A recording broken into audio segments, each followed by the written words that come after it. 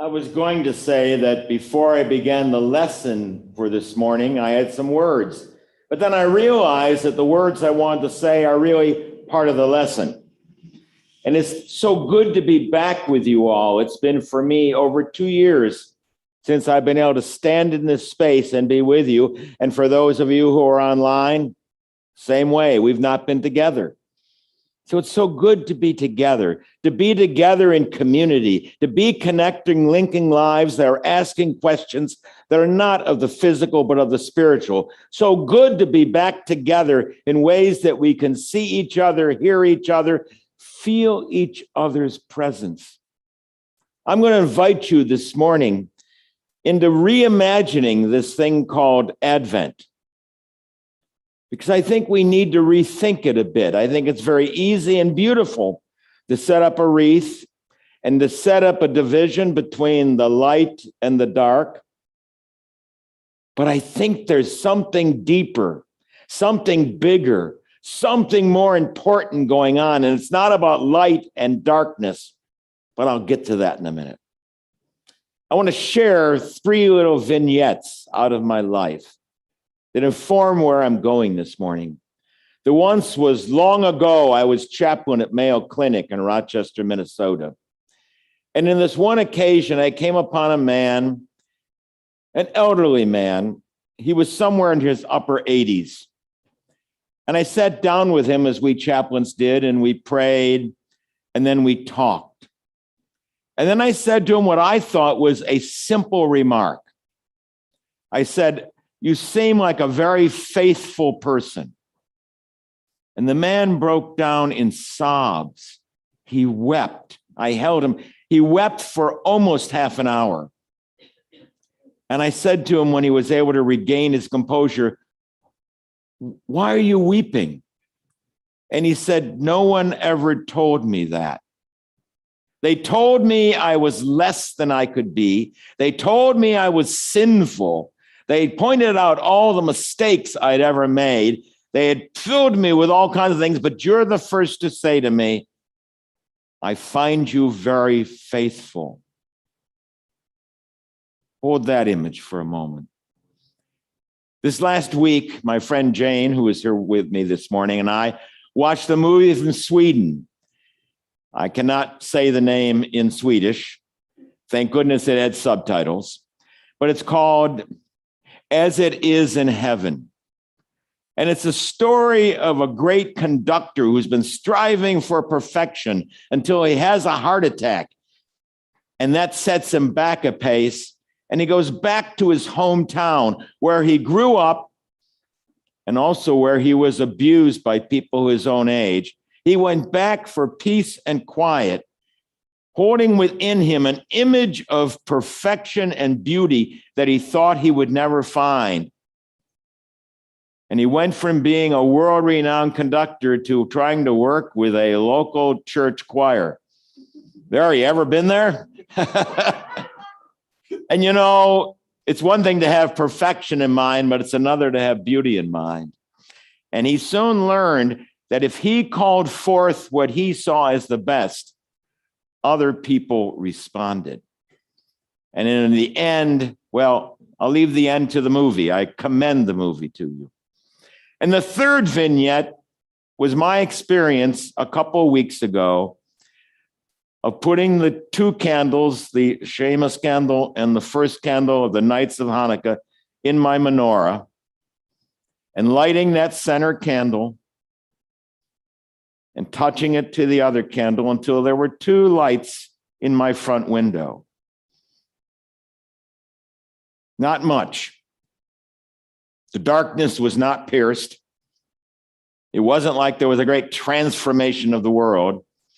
2 little, almost birthday cake size candles there. And yet something stirred in me. Something awakened in me as I realized that if I hadn't lit that one and then lit the other, there wouldn't be either of those lit. And that little piece of light would not be there. So let's process some of that that's going on. in relation to Advent. Advent is often referred to as the time when Christians anxiously await. Interesting phrase, anxiously await. Just like the ancients, the pagans, the people who only followed the stars and the sun and the moon, who did not have a spiritual path grounded in someone like Jesus, they would anxiously await as well the day in which the sun, which had progressed away from them, began to progress back. And they'd wait for a sign of that sun to come back. And in many parts of the world, there was a habit that certain of the forecasters, certain of the people would sit upon the hill. And when they detected that the sun on a certain morning, instead of setting progressively more south, made a little inclination north, they'd light a bonfire on one hill. And the people on the next hill would see that bonfire and light another and another and another until everyone knew the sun was coming back. We light symbolic bonfires to remind us that there's a time coming that we're anxiously awaiting when there is a fulfillment. The white candle will be lit. Come Christmas Eve, you will know it. The story will be complete. And in one sense, you know it's going to happen, but in another sense, you're still waiting for it to happen. Just like when you're lighting the menorah, you have a sense in you that before too long, all the lights will be lit. And you know what happens, at least in my household, you get 9 candles going, 8 main ones and the pilot one. There's a lot of light in the room. And from those 2 little beacons at the beginning, it begins to fill out in ways that are just amazing. And just like with that man who wept, his whole life transformed by some simple words I said that in the time I just said what I thought I saw, but in ways that affirmed him, his life was transformed. And like with that conductor in Sweden, who instead of looking to the greater world, just tried to find the inner voice, the good voice, the wonderful harmonies in everyday people who are just striving to get through the life, to get the world a little bit better. See, I don't think Advent should be seen as a division between light and dark. I'd rather think about it being a time of considering the difference between fulfillment and void. It's not about specific darkness, blackness, any of those physical terms, but a time in which we're considering how so often in our lives, at least I know for myself, and I suspect for you too, you reach a point where it seems like meaning has gone, like the bowl is empty, like there's a void there.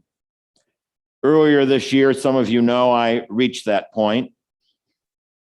My wife of 30 years died, and I felt myself empty. Have you ever felt yourself that kind of empty? That empty where others are wanting to somehow hope you'll cheer up, but nothing they do will make the difference. You feel the void. And you even remember how it used to be that it was filled in some other way, but still an emptiness. But then events and people and kind words and hugs, even in a pandemic, symbolic hugs, boy, those felt good when you couldn't touch, but you still could do that, began piece by piece to fill the void with meaning. See, that's what I think the Advent waiting is about. It's not really waiting for that one candle to get lit. It's not really about light per se, but symbolic light, the sense of meaning that can fill spaces that otherwise would make you feel so desperate, make you feel so alone, make you feel so empty, make you feel like, what's the point? Have you have a sense of no future? Have you out there in a way in which you wonder, why carry on? And maybe symbolically it's light, but it often is something else.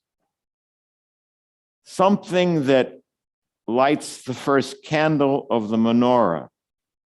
Something which says the kind word to the person who hasn't heard the kind word in so long. It's taking the step in little ways, hoping that someday the perfect will arise, but knowing it won't be today. I wish we didn't talk about Advent as a time of waiting.